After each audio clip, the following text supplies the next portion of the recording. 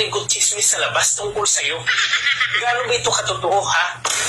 Bakit ka galit na galit? Inaano ka ba? Saka anong chismis yung naririnig mo sa labas? Nagtatanong ka pa? Hindi mo alam yung ginagawa mo? Kung sino-sino na yung lalaking pinapatulan mo? May asawa ka, hindi ka dalaga. Kaya pag may asawa, bawal na pumarada yung ibang lalaki dyan. At ako lang ang pwede. Ganun ba? Ay, di kasalanan mo. Ay, ha? Ako ba ang may kasalanan? Kasalanan mo talaga. Bawal naman pala paradahan ng ibang lalaki.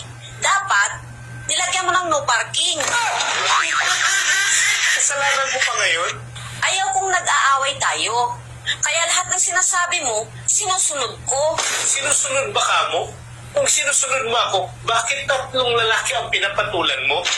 Di ba nga, sabi mo sa akin na hindi ako magpapaapi, kaya pinatulan ko. Ay, hindi mo talaga gusto yung nangyari. Bakit may padila-dila ka pa raw sa kanila? Ikaw mismo ang nagpayo sa akin na kung anong ginawa nila sa akin, yun din ang gawin ko sa kanila. Nandidila sila sa akin kaya dinidilaan ko din sila.